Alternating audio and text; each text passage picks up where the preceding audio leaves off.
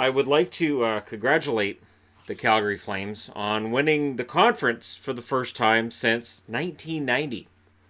It's been a while. I knew it had been a while. I wanted to say 89, but I thought, no, I think they had another good run, at least one more good run after that before things started falling apart. So, what I've got here to mark the occasion is the 1990 yearbook. This, of course, talks about the Flames winning the Stanley Cup, which, if says West is the best, predicted to finish Calgary first. And then it talks about whether this is the dawn of a new era in the NHL. Here's a nice picture of Gary Suter. And there's the Flames celebrating their Stanley Cup. Joel Otto. And it's a whole article on Al MacInnis and how great Al MacInnis has been for the Calgary Flames. And Al MacInnis really was the star of that run in 1989. So coming out of that Stanley Cup in 89-90, the Calgary Flames, defending Stanley Cup champions, 42, 23, and 15. They finished with 99 points that year. Excellent season. Keep in mind, no overtimes, no three-point games. 99 points, roughly equivalent to about 110 now, I would say. Their coach was Terry Crisp.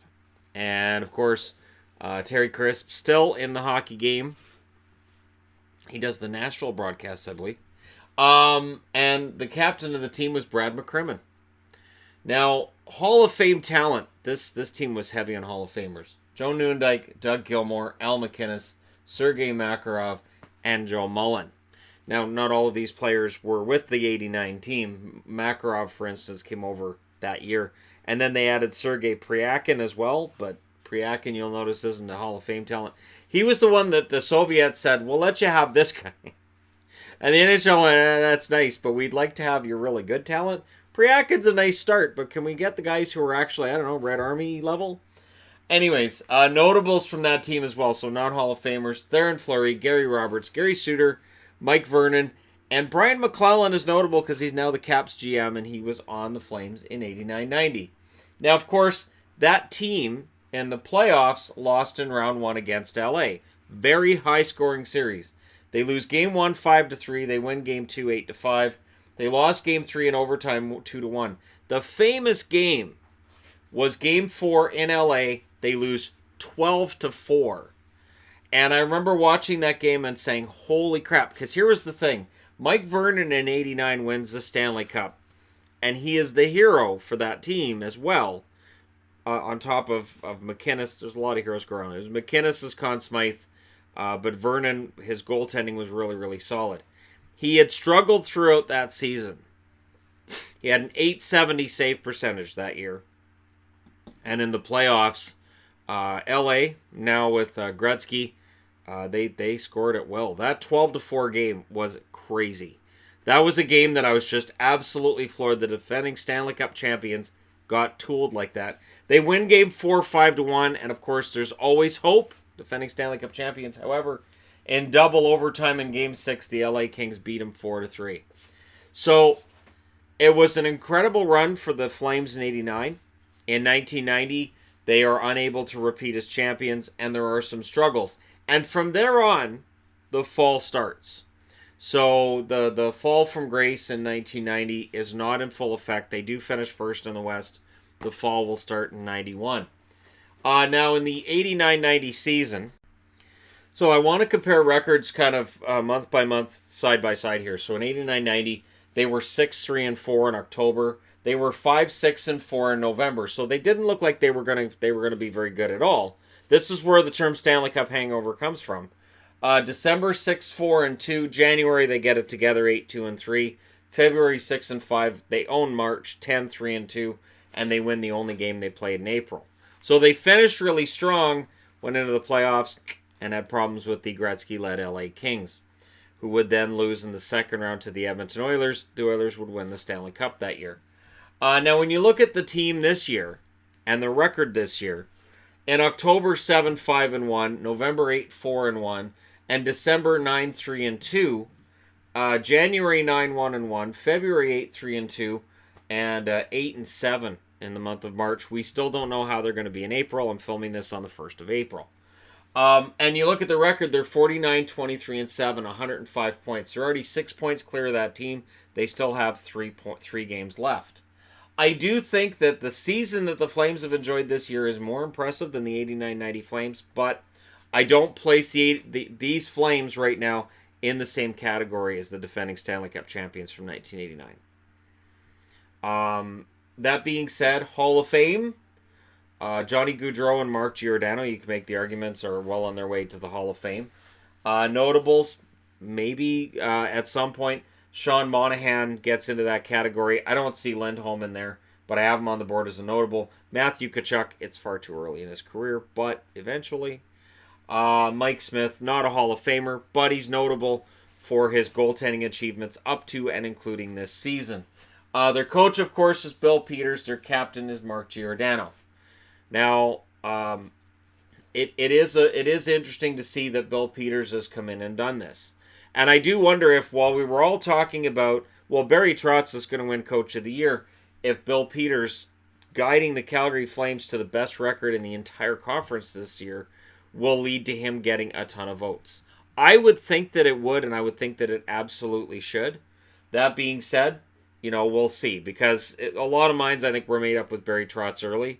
And the fact that the Islanders are sitting at around 100 points and likely finish with more than that will give him a ton of votes. Now, in the playoffs for Calgary from this point, they're likely going to get Dallas, Colorado, or Arizona.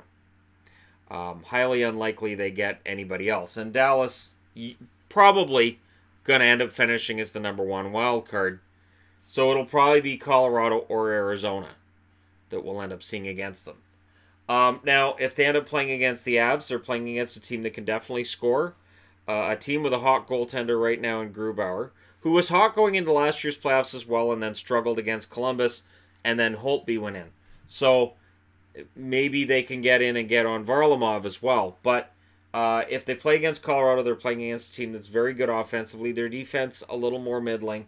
If they play against Arizona, they're playing against a team that is very good at shutting a game down, and with a goaltender who has also played the best hockey of his life so far this season, and a team that has trouble scoring.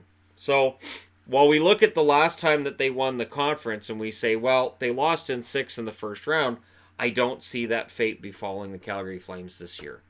I've talked about their goaltending and concerns about their goaltending, but I do think they should be able to get it through at least the first round. This season has been a victory for the Calgary Flames. So if something happened and they ended up falling out in the first round against one of these teams, there would be people that say, oh, see, they were just a flash in the pan and they're done. I do think this has been a coming out party for the Flames, and I think that they're going to be strong going forward. And it's nice to see because, how many years ago was it? Not that many, that we were talking about how Canadian hockey teams weren't any good. I want to say 2015.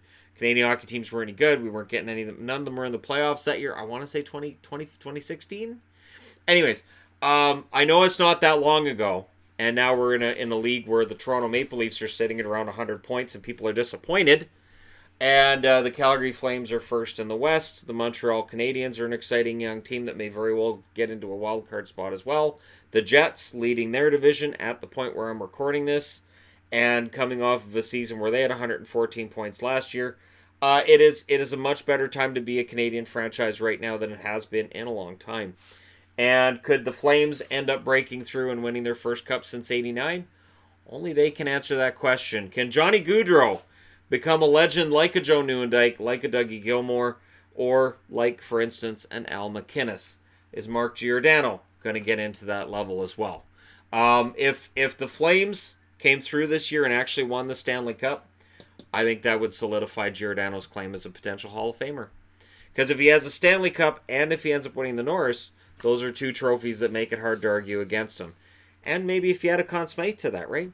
Let me know what you guys think, as always, in the comment section below. Oh, and I also wanted to add, this was the 3rd year out of 3 that the Calgary Flames ended up winning the West. So they won the West in 88, 89, and 90. And this was a team that had been overshadowed by the Edmonton Oilers up until that point. And it was really incredible to see this. And this team, it feels like they're at the start of something. So this was at the end. This feels like it's at the start. But let me know your thoughts as always. Don't forget to hit like and subscribe. If you're browsing your way through, you just tap it upon this video. And thank you guys so much for watching. I'll talk to you again soon.